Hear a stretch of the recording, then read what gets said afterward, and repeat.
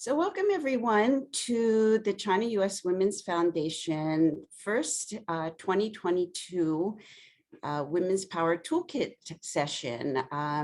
We're so happy to get underway, and especially with our special guest today, Juliette Li, to help us start the discussion about EdTech, education, technology in 2022, which is a challenging year. We're hoping that by the end, the pandemic will be more in the background, but currently we're right in the middle of it. So we think that resilience and understanding the impact of the pandemic is still going to be an important subject for the foundation this year, and clearly EdTech features prominently in any discussion about changes in education, changes in mental health, all sorts of things. So letting just a couple more people in.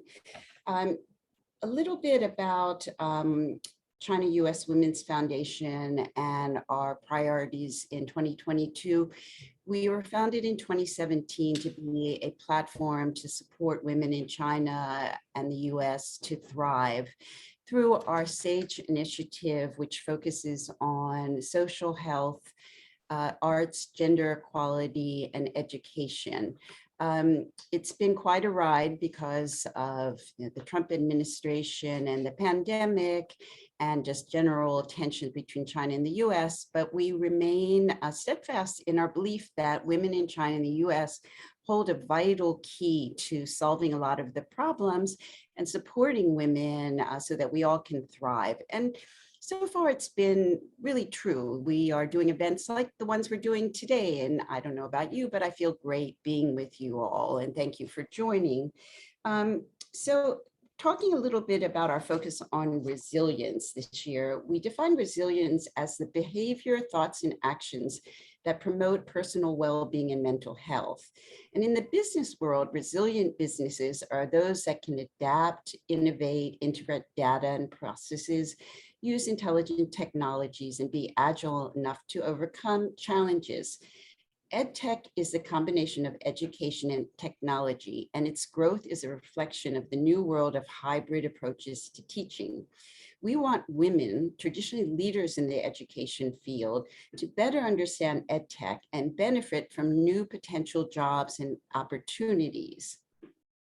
So that's why we're so pleased to have Juliette Li here with us today.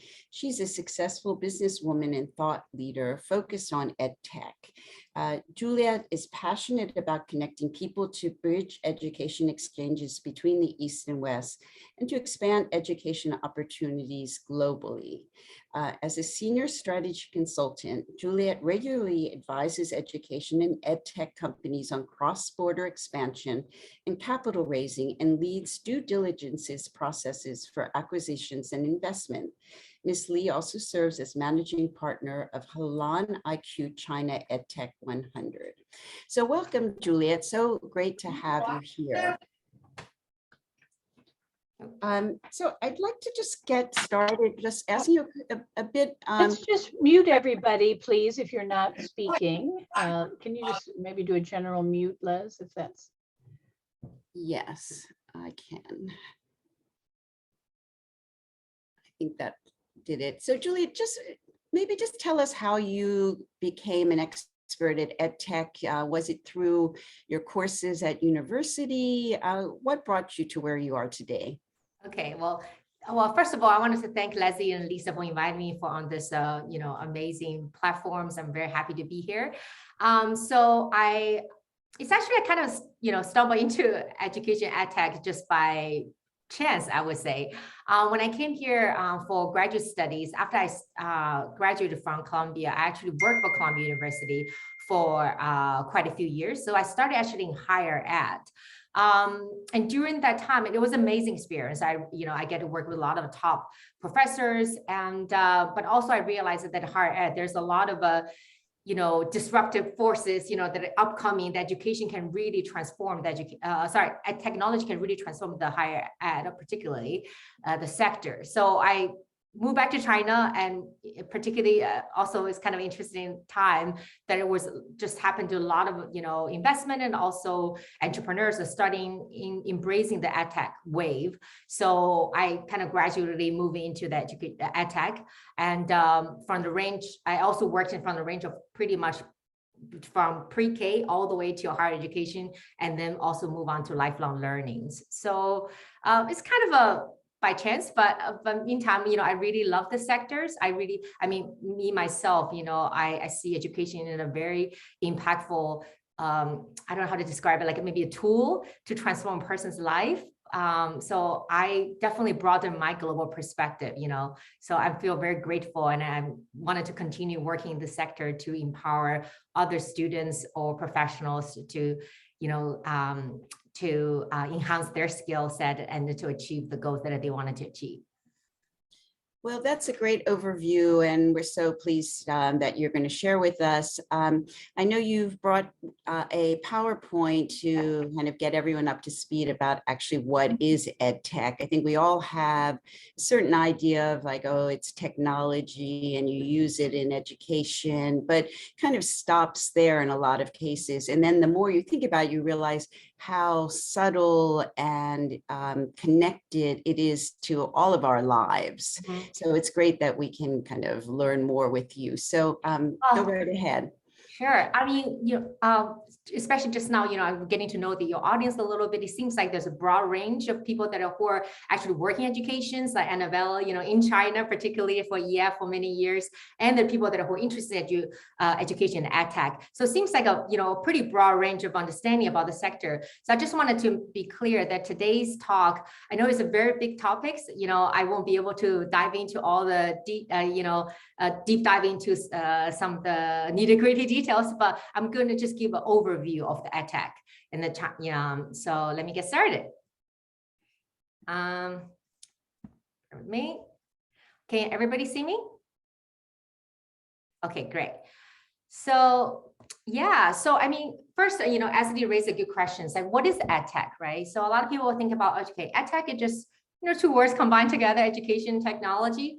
It is kind of true. So, this particularly in the last, I would say 10, 15 years, there's a tremendous amount of innovations from the IT side of it, technology, big data analysis, and AI, and combined with education practice to facilitate and enhance learning experience and outcome. So EdTech is really, right now is kind of penetrating almost all age groups of education, as also almost all subsectors within the education system. So it has, been an amazing ride, I would say, in the last 10 years.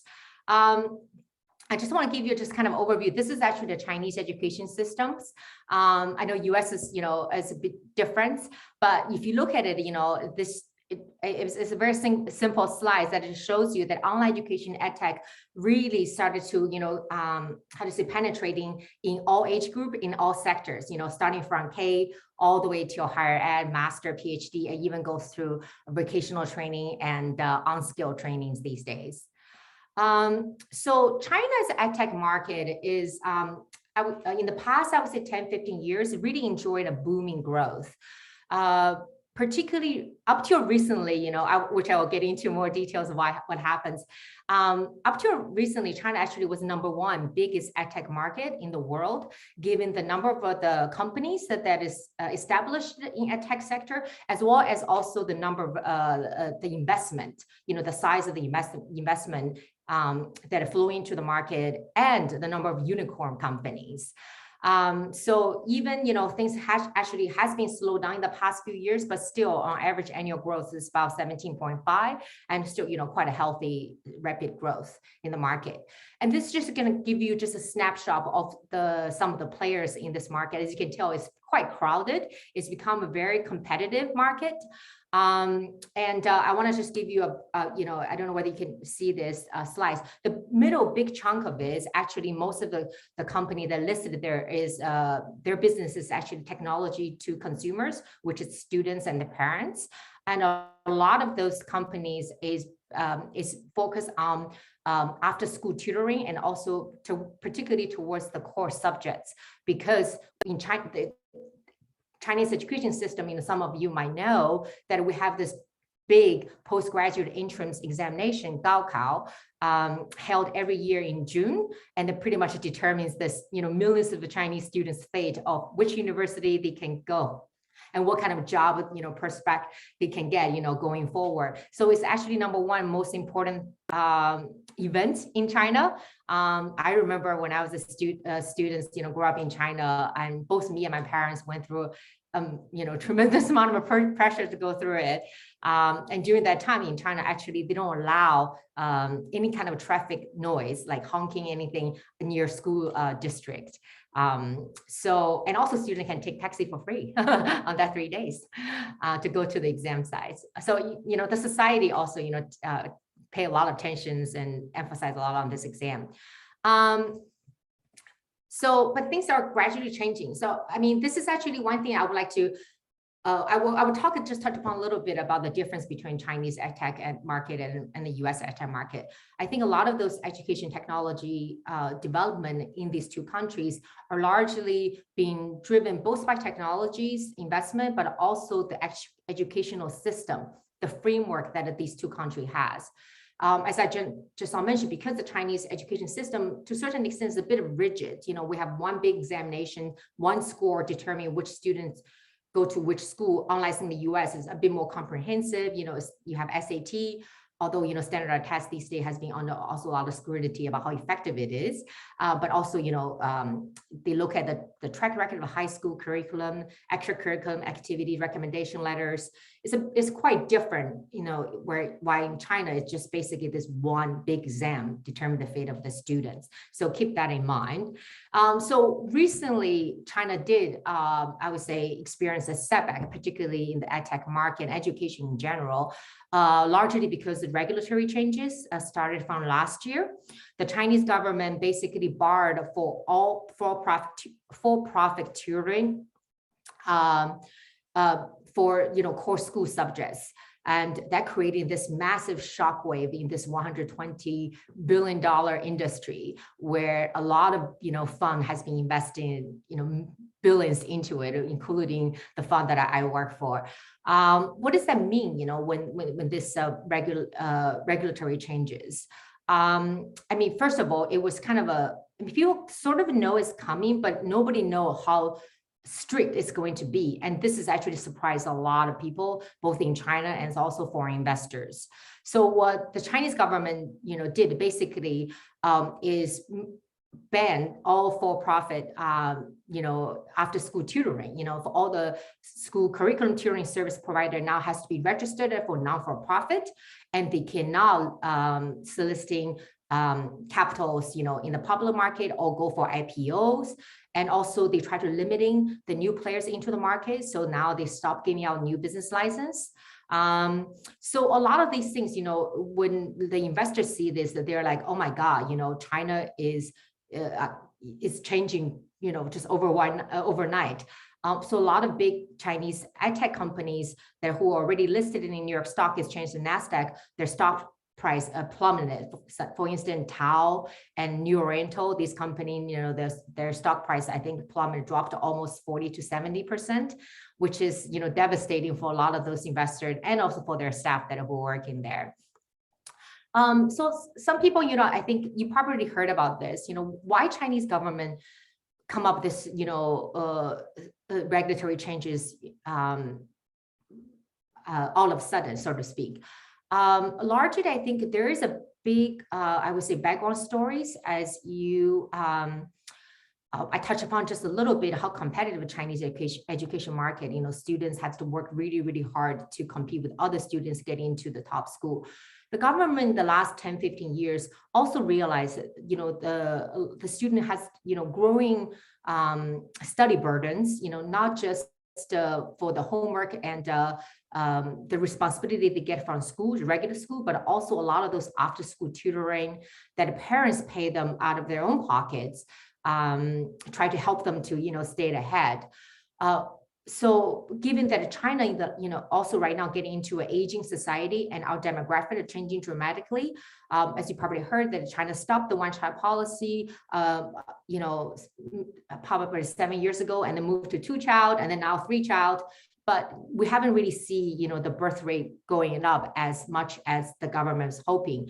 And one of the reasons that the government think that that it hinders the population growth is because the cost of education and also cost of raising a child is become astronomically high in China. And so that's another reason they decided to come up with this really strict regulatory changes to really try to lessen the burden for both the students, the kids, but also for the parents from a financial perspective. So hopefully they can, have more babies.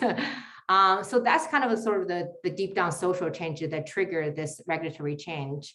But, the way that the Chinese government did it, is a bit of, I would say, abrupt and kind of surprised the market in a way that really, has a lot of unexpected consequences, and which I will tell you just a little bit in the later. So this is basically what you can tell, like just since basically the regulatory change last year, tons of money in the EdTech ventures fundings has been moving out of China, so to other markets, India, United States, and Europe. US always, has enjoyed a pretty healthy growth in the EdTech markets. But, compared to China, as you can tell, it has been, sort of a very steady growth, but China's kind of a, goes like this. But ever since the regulatory changes, you can see the collapse in the Chinese EdTech markets, mostly from the fundings perspective, much fewer monies that it, try to fund into the startup, and really make startup companies right now suffers a lot. So I don't want to get into too much of the details, but the right now actually US is the biggest EdTech market in the world now, bypass China again, just giving the sheer capital that are flowing to the market, and also the number of the companies that has been raising fund and growing to a unicorn stage. Particularly during the pandemic, has been growing tremendously well because more and more traditional institutions or pre-pandemic, schools that before they were a little bit hesitant to getting online. Now, because of the pandemic, we're forced to be online. So that really also, pushed the US EdTech market growth quite fast during the last 2 years. Okay, I'm just going to stop here because this is quite an overview about the China-US EdTech markets. I know, if you guys have any questions, please feel free to ask me. And I'm sure, I would like to keep this as a dialogue, as informative as, informal. So yeah. So Juliette, I'll just jump in the first one. First of all, could you take down your screen so then we can engage in the conversation?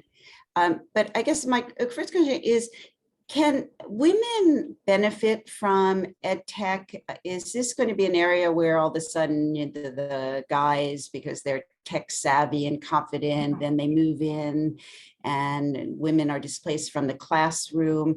How can women look at EdTech and see opportunity? Actually, I think a woman has a very unique advantage in EdTech. I mean, it's true that traditional technology is a very male-dominated, world. If you look at the Silicon Valleys, but I would say, in the last 10 years, there's been a lot of push, even in the Silicon Valley, try to engage more women to work in the tech market.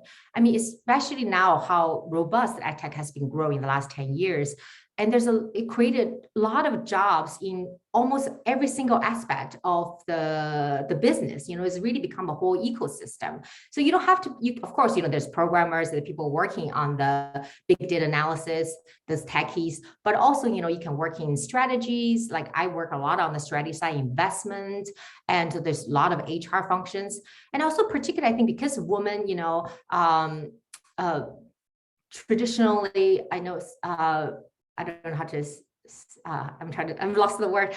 Traditionally, they tend to, more emphasize on their kids' educations because they're mom, they understand the struggles and the challenges that is their child, going through. And all these kind of a very live in-person experience can actually bring to a very fresh perspective in the EdTech, because at the end of the day, the products, whatever the online products the company has built, they need to be tested in the market by the consumers, by their targeted customers, and women can providing a lot of those marketing intel to help them to twist the products. So I've seen actually more and more women that are involved in this sector over the years, and particularly the product management side of it. And, some of them even as, getting into the UI side, helping EdTech business to grow into a more, user-friendly space. Yeah.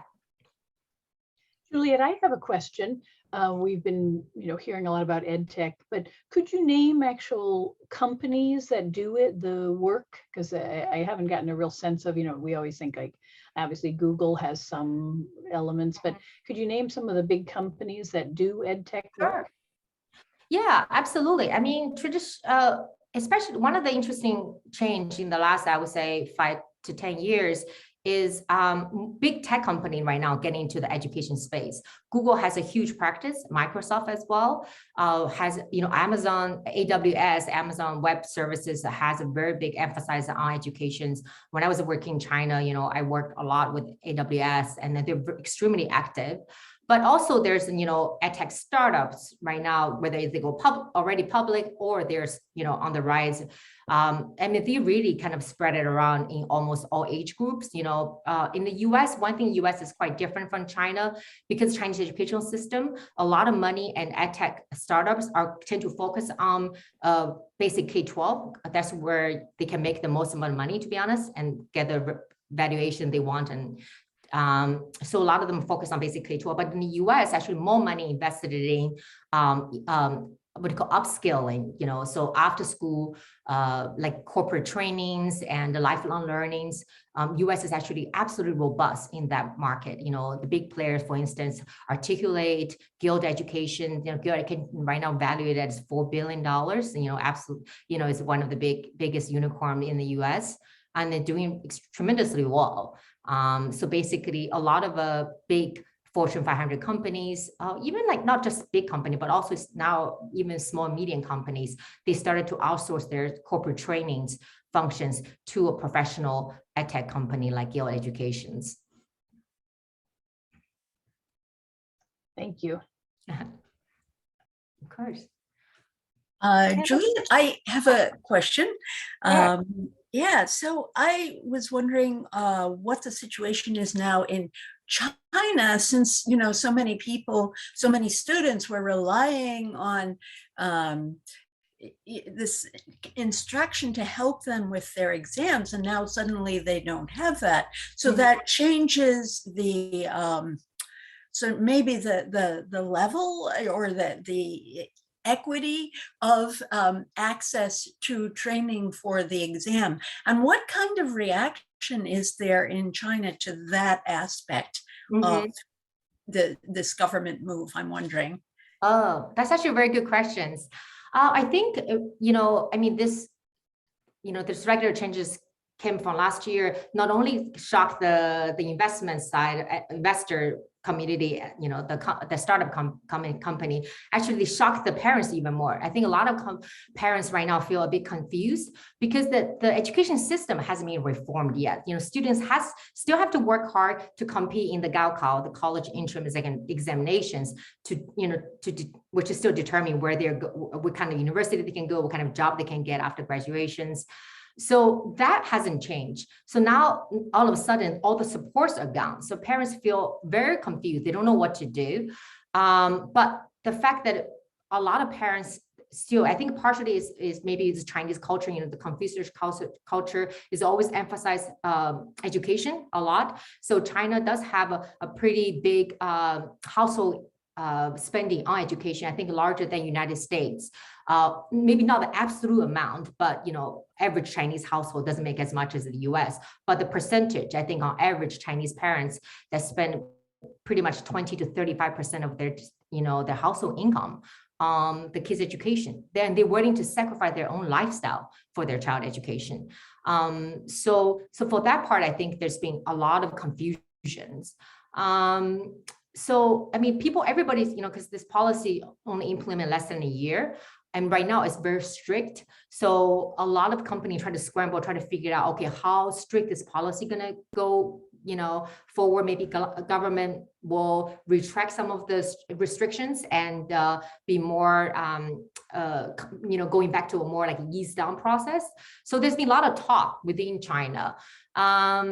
So I think, long story short, I think it does create a lot of confusions at the moment. But, tier 1, tier 2 cities, parents nowadays, they still hiring private tutors, basically to come to their apartments, to teach their kids more in a discrete level rather than, going to a tutoring school and things like that.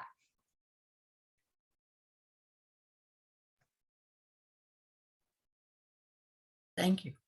Of course. I hope I answer your questions.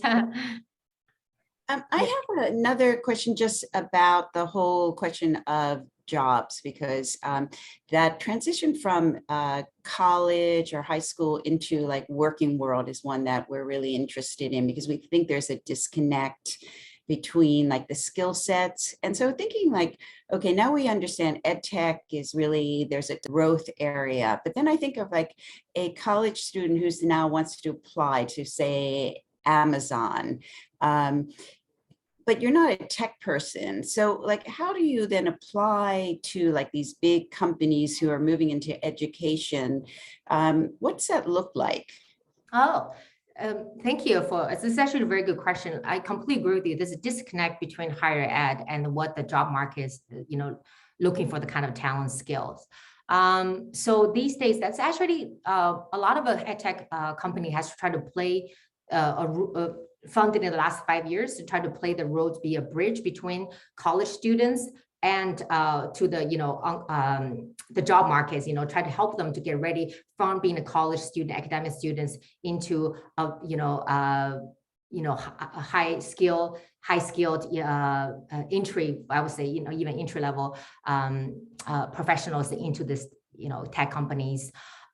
So one thing actually a company I've seen that are quite interesting, been doing very innovative work in this space is actually a company from UK. So what they does is they brought up the concept of apprenticeships into the United States. So instead of having a traditional internship, which a lot of American students will have, during their summertime, sometimes, they would do it even during the school year, after school. This is basically apprenticeship that allow them to work in a company like, for instance, Amazon or Google for 6 months to even a year. Right after college, right after graduate from college, they even get a salary from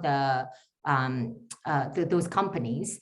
And so they learn through ongoing on-job trainings. And that's actually quite a new concept for a lot of American companies. But, more and more American companies, especially right now, it's such a tight job market, they started to embracing those kind of practice. And they figure, it is a great way to getting young talents to come into working in my corporation. I can train them. It's almost like I can imprint my DNA on those young talents. And then also, hopefully, they will love their job and then will continue to stay with the company and work there for, a longer time. So, definitely, I would say this is one of the I find is, quite a interesting, but also very effective way of bringing young college students into those tech companies. But another one is, a lot of those online platforms these days are providing uplifting or upscaling programs. So you can basically take, certificate programs on your own pace, whenever you want to take it, to learn various different subjects to get yourself ready to the job that you wanted to apply. Actually, I can give you an example that one of my best friends right now working for a non-for-profit in education, but he really want to be a product manager for a big tech company. So in the last year or so, he basically took on so many online courses on product management, on UI, on just general understanding what product managers' job responsibilities. There's been a lot of those online courses and certificates you can take and to enhance your skill. So when the moment that he feel more comfortable to apply this job, he can really start, during the interview, he can really to present himself in a more competitive way. So yeah, I was, these are the two interesting, bridge that I've seen in the EdTech market to help college students get more ready for their job market. What's the UK's company name that you mentioned? Yes. Okay. I blank out, but I know the guys. It's the son of Tony Blair. Oh, okay. I Well, we spoke to can him. Google. Okay, you can Google it. It says McCullough. I'm sorry. I was gonna mention that, then I was like, oh, where's the name? It slipped out of my mouth. But I know it's the son. He actually raised quite a bit of money in the last, actually during the pandemic, pretty much in the last 24 months. Yeah. I see Jocelyn has a question, and then Paula. Jocelyn, what's your Yeah. question? Well, thank you so much for this fantastic overview. And actually, I have many questions, but I'll try to limit to. I'm just wondering, I'm wondering what clues you're looking for to see if the government is going to change or shift its position again about private sector tutoring in China. And sorry, do you mind? Could you? I just want to make sure I understand your question. So you said what clues the private sector is looking for, the government is going to change in the regulatory changes from the right. Okay. Right. You suggested there may be changes ahead, and I'm just looking for what would be the early signs of that. And the others are sort of linked. How much weight do you give to this idea of shifting the resources to even out the rich-poor gap in terms of educational resources? And then finally, you've got there's still 2.78 or whatever billion dollars in VC money last year, and that's really, compared to Europe, a 3 billion or whatever. It sounds like it's an awful lot of money is still going into it. So where is that, and what are they thinking about the future? Are they expecting a change? That's all very good questions, I have to say. Yeah, it's true. I mean, the thing is about doing business in China, you have to keep it in mind. There is a political risk. You need to learn how to mitigate, right? The way that China operates is drastically different from what the US and the Europe, markets, right? Government does have a very authoritative rules in those sectors, then it can change the tide pretty much overnight, right? In terms of how where the policy heading, I mean, it's hard to say. At the upcoming 2 sessions in March, I think we'll touch upon the education for a bit. It won't give you a very clear signal. I mean, that's just, traditionally Chinese government doesn't really tend to want to keep it very ambiguous so they can maneuver. But education remains still be a huge sector, right? Just the fact that the sheer size of the population, still, where even given the decline of a birth rate, we still have 1.4 billion people. And also the government do emphasize a lot more on, try to train what they call the well-rounded human being, like for the 21st century global economy. So, so I think you will see maybe gradually there will be more and more reforms, and maybe here and there smallly within the education system to try to emphasize more on educating these kids in a well-rounded way rather than just purely focus on academia.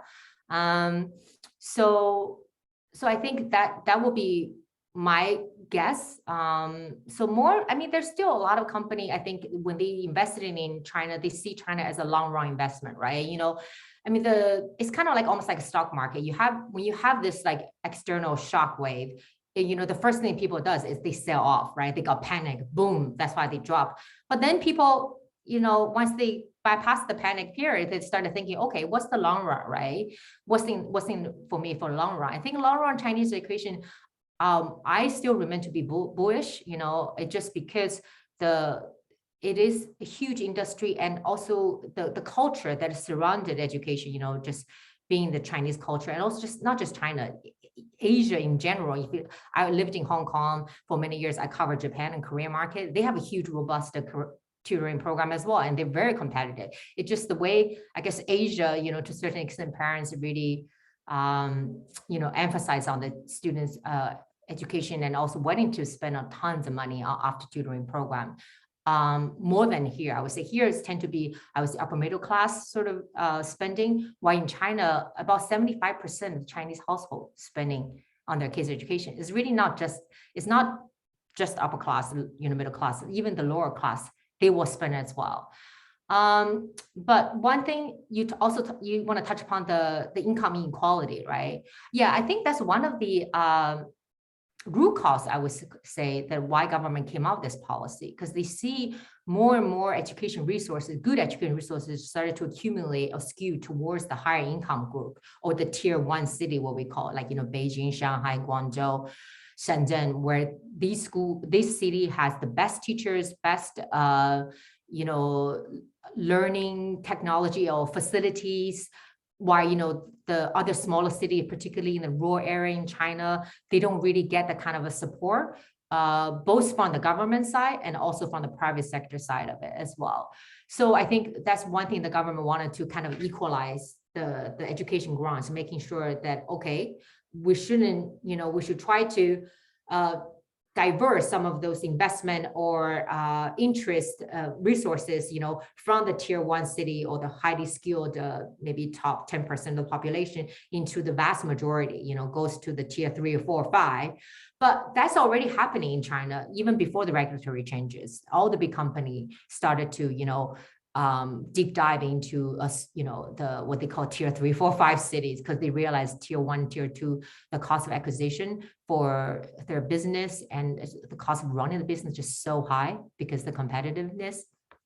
So I think, yeah, I'd be very interested to see how effective this policy is from the government's perspective in terms of how this policy is going to address the income inequality and also the skewed distribution of education resources. Great, thank you. So we go on to Paula's question. Hi, sure. Hi. My question is about the opportunities for content creation, for creators to, create content that would then fit inside of this model. For instance, I am an author. I've written 2 books about productivity and list making. Oh, And I have several courses that I've created for LinkedIn Learning. And it's great, but I had thought, what if I could create something similar for students? My books have been translated into Chinese and Japanese, and the Asian market seems to really love lists and productivity. Yeah. So I feel like there could be something there. I had been thinking for the American market, but being that you're talking so much about opportunities as well in China, I'm just curious about what the opportunities are for people who are creatives. I'm so happy that you raised this question. I didn't touch upon in my slides earlier. Actually, content creating is a huge, I would say, less developed area in Chinese education market, EdTech market. They're constantly looking for talents in the content creating, specialties, the whole people who are helping to creating, like, say, new curriculums or blended curriculum, particularly. If they can blend the Western pedagogy with the Chinese pedagogy, coming up with a new curriculum, and also the productivities. Yeah, like you said, it's so true. It is a big topics in China. People, I think for all range of all age of learners, they are quite interested. Even the small kids, because parents wanted to help their kids to learn more efficiently, and all the way to adults, of course, that they wanted to learn how to be more productive, right? So I think it's a great area for you to, especially it sounds like you already have a lot of experience, a know-how in that space. I think I would highly recommend you to explore the market in China and try to talk to some of the Chinese whether it's publishers as well as also the startup company that are looking for those content. I know there's a lot of my understanding, like, for instance, the biggest player in the market, I think they still are, but now they definitely weaken a lot because the regulatory changes. The Novo Neuralincals and also Tao. They're at one point valued as over $100 billion market cap in New York Stock Exchange. And they, I know, the CEO and also a lot of the top management people, and they constantly they will go abroad to acquire new content in the US, in UK, most of the English speaking countries. and to try to bring that kind of curriculum back to China and try to localize it in the Chinese settings, helping to, make it in a way that is easy for students to learn. And that's actually a huge business. And it's not that many people are doing it. Yeah. So I think it could be a really good opportunity for you for sure. I appreciate that. And what were the two companies that you mentioned? I just didn't catch the name. So Neurorental and Tao is TAO. Mm-hmm. Yeah, so these two are, kind of the one of the biggest company. They kind of like like the joke, there was like, Silicon Valley, Facebook investing in almost like half of the startups in Silicon Valley, right? So because they just have money, they're betting into those Google, like they kind of put money into all these startups and helping them to grow, or either acquiring them or, have a good, beautiful exit. It's a similar like that. So Tao and Neurorental is kind of like those big giant education giants in China. They have, both of them has a big investment fund, and they kind of invest tons in different education startups, and as well as also traditional big technology company like Tencent and Alibaba. They also invest quite a bit in educations. I work with a principal. So he's used to be headmaster for a very prestigious international schools in Shanghai. We work with basically try to come up a true blended China English education curriculums. And during that process, I remember mostly he's the one that leading it. I kind of just helping him, on the advisory role. But we're just talking about how hard to find the right talents to help us in that particular project. It's just not that many. Eventually, we couldn't even find anyone in China. Eventually, we find someone from Taiwan was able to, who actually has that kind of knowledge and skills to bring US curriculum and then localize them in the Taiwanese education system setting. And also Chinese, but still different from China. So we kind of use that or tap into her knowledge and network, and she helped us on building that kind of blended curriculum. So definitely. I appreciate it. Thank you. Because I do get a lot of emails from students, mostly, in China, tons, who are excited about using lists to be, more productive and to use it in their studies and all of that. So it's definitely a need for it. The pressure there is so high for the students, and they always feel like they're running short. They don't have time to study all the subjects they need to study. So if you can help them, like even I growing up, I constantly looking for productive way, or my parents will even help me doing those research. Sure. To learn about how can you absorb this knowledge in the fastest way you can possibly can, basically. Another thing like podcasts, I have friends that it does, but you need to get on the Chinese podcast platform, because a lot of those podcast platforms in the US are censored in China. So you won't be like, for instance, YouTube, they won't be, unless they have to buy VPN to bypass. But there is a big Chinese platform podcast called Himalaya. A lot of Chinese using it, you can, people actually organizing those talks. And WeChat is also a great platform to reach the Chinese audience, and almost costs nothing. It's a great actually marketing platform, I would say. And what was that? What was that one called? Yeah, WeChat. Oh, WeChat. Himalaya. Yeah, so you can basically recording your podcast on Himalaya and then spread it around WeChat. I see. It's actually very seamlessly those programs connected. It's really easy to use. Thank you. I appreciate it. Of course. We should just add that Paula did a wonderful talk for the foundation last year, and I'm just going to share in our chat here. So if you want to listen to that, I definitely would love to. Thank you. Can I ask a question? And also, can I also first say, Paula, if you want to DM me, I actually sit on the board of a Vietnamese education group that's looking for content creators right now for a new online university. So if you send me your contact information, maybe we can connect something offline. I would love it. Thank you. Yeah, my pleasure. So let's see if we can make something happen from this call.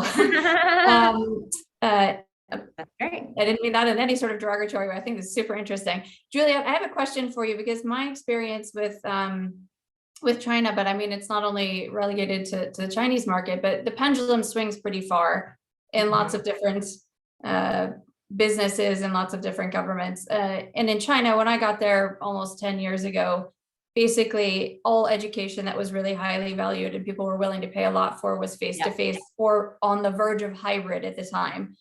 During the time that I was there, I just left a year and a half ago. During the time that I was there, it made a very quick transition from face-to-face, almost primarily face-to-face for both kids, teens, and adults education to, in the kids and teens world, VIP Kid, as you know, took over basically, took over a lot of market share for face-to-face and hybrid businesses and just grew that out of nowhere. And then that became quite a big market as well. And then, TEL and those guys started adding more of their digital components as well. In the education space, in the adult space, the same thing sort of happened, but a bigger transition happened in the adult space where it moved from face-to-face to hybrid to apps. So my question for you is, in the kids space, I don't think we're in the realm of 3-year-olds using apps by themselves in bite-sized learning to get any progress in any subject. But in the adults world and in the professional training world, that's an open question in my mind. Do you see, the Liu Li Shuo, Mint reading, these sort of bite-sized apps overtaking all the traditionally large, profitable, cash-rich, long-term courses that adults are used to taking and happy to pay for in the past because it had the face-to-face international component? It's a totally different offering, totally different price point. And it feels to me a little bit like over the last 4 or 5 years, the market has been a bit confused, or the consumer has been confused. It's been going from, wow, I can spend $5,000 on a multi-year course to 500 kwai with access on my app, and when I can use it on the subway, but then they sort of feel like this isn't good enough. So where is the pendulum now, and where do you think it might end up in the next couple of years? Oh, wow, that's a great question. I mean, I can't predict the future, but I can just give you my humble 2 cents. So I mean, definitely the last few years, a lot of this app, especially adult learning that are moving to apps has been growing really fast, right? Simply because of how convenient it is. You can choose when you wanted to study it and how you want to study it. And also, the fact that, our attention span as human beings getting shorter over the years, the bite size also become a very appealing for a lot of those adults. I would say more and more, I mean, the last 2 years, online conferences that I've been on, because of COVID, by talking to a lot of education practitioners and also people who are in the industry, they more and more started thinking about it's going to be future of China is going to be a more blend learning experience. So both online, and you can't, no matter how great education, for that part, actually, I do personally believe in that. No matter how great advanced technology that enhance education, online education platform, it can't completely replace the face-to-face interactions, peer learnings, and also classroom experience. Like all these big tech company right now offering, seamlessly online platform they call global classroom. People from all over the world can jump in to learn, from one famous professors, and a lot of university higher eds try to tap into that. They offering much cheaper, curriculum, certificate, like a program that it's specifically focused on certificate, even degree program now, right? A lot of them move online, and people feel like, okay, why do I have to pay $50,000 a year and move all the way to the United States? And that's very costly, right? Because cost of living is high here. Instead, I'm just going to pay $10,000-15,000 and then get an online degree. So I think for me, it's very good questions. I mean, I personally think there is still a lot of values of those. Maybe we can, the rising of tuition, that's a completely different story. But I think there's still values of, paying $50,000 coming to the United States to study for whatever the undergrad, postgraduate program that you're doing. Simply because the cultural experience that you're going to experience and the diversity that, I think really kind of, I would say, can shape the students or the young professional, their perspective about how they're going to approach the world going forward. And frankly speaking, especially you're in China for a long time, you probably understand Chinese parents, actually, not just Chinese parents, but also, Chinese practitioners in general overall, they're very pragmatic, right? They really see education as an investment. For them, it's all ROI. I put this money for my kids to learn English, right? EF is not cheap at all, like 30,000 RMB for a session. how my kid's gonna get out of it, right? You know, will he or she have an increase of a TOEFL score, or will he or she have a better, you know, or English capability, have a landing a good job. I think the job market also started to differentiate a little bit with online degree and the in-school degrees now. My understanding, like big banks in China, like CICC and CITIC, you know, the Jianshe Yinhao, the Chinese construction, you know, the big five huge financial companies in China.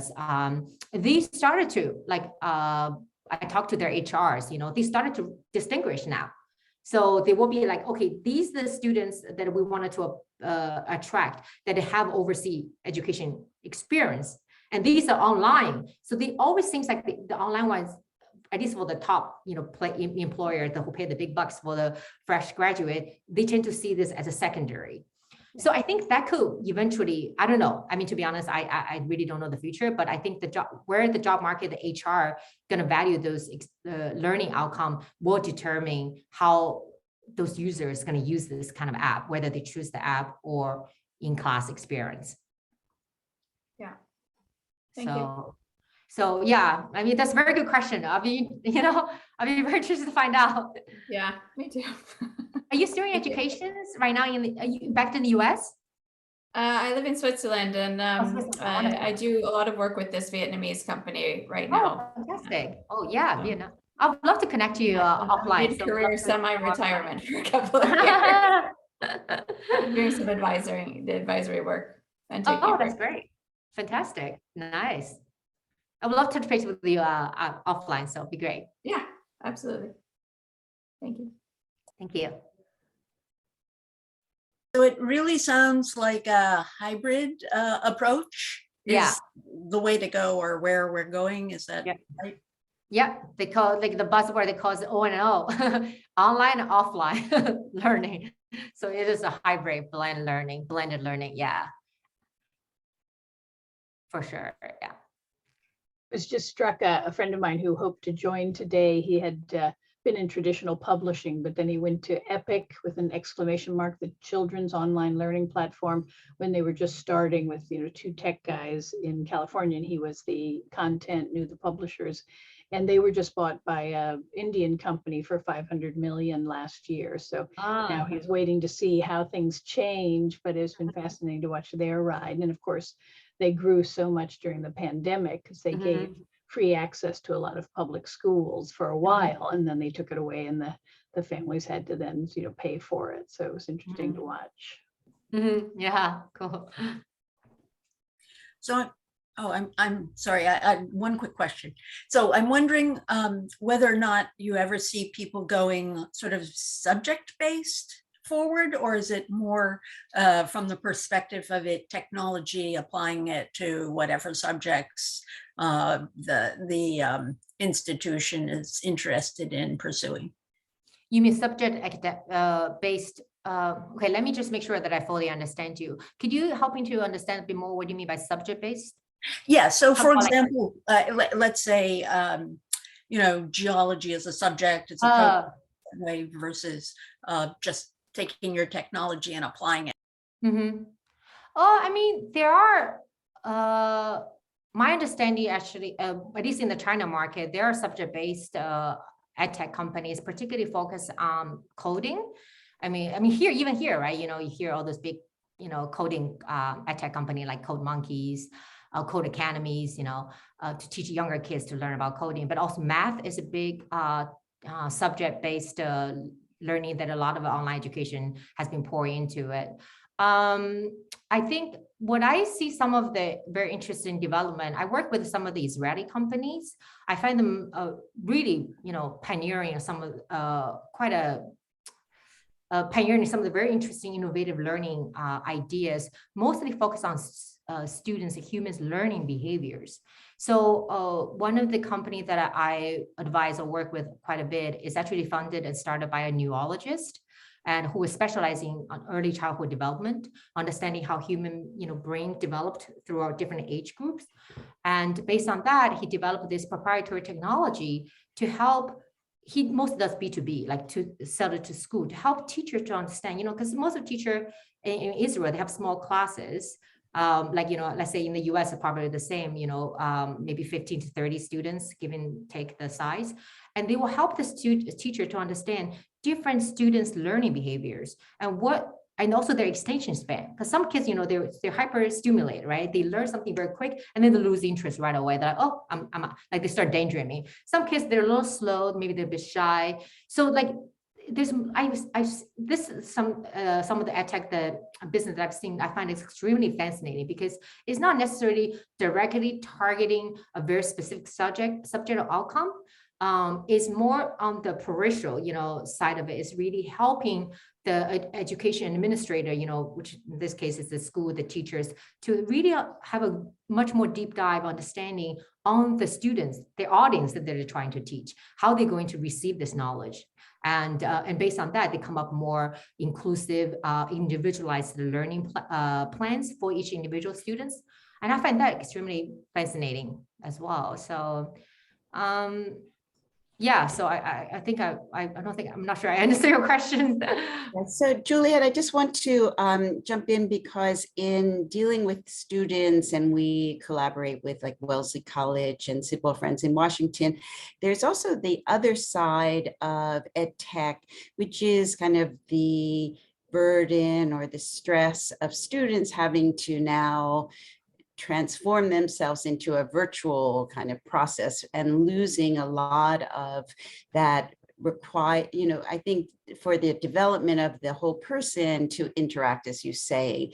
So with that, we're coming to the end, but maybe that's just something to think about. Like, what do you think is the downside of this EdTech revolution? What should we be kind of careful of as we kind of move into the future?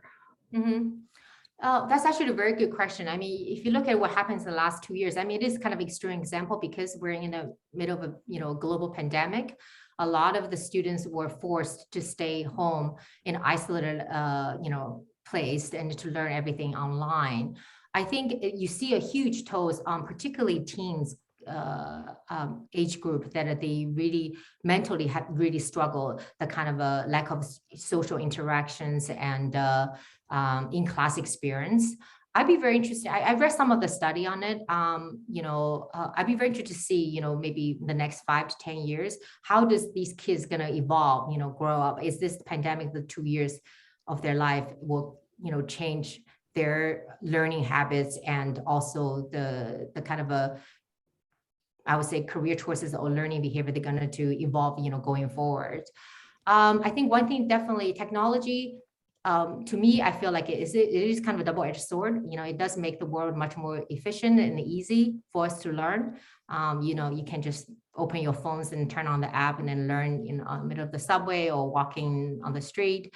But on the other side, I do more and more started to believe there is a function. There's a very important role that schools and universities are playing in our societies. I don't think EdTech will, maybe you probably hear a different story, a different opinion from other people, but I personally don't think that EdTech will ever replace that, simply because it just, we're human beings fundamentally. We're eager to have social interaction, in-class experience, and peer learnings. I think these are very psychological, deeply rooted in our, in our learning habits because we're simply being human beings. So I think just use it wisely, I would say, but don't. I personally will not, if I ever have a children, I will not give her or him like tiny little like iPad to sit there for 2-3 hours now. So can I just make a comment on that, Leslie, quickly before we wrap up, because I think this is a really critical and scary point, and coming from both a tech-only education company as well as a hybrid delivery, and having 2 young kids myself, I have a 4-year-old and a 6-year-old.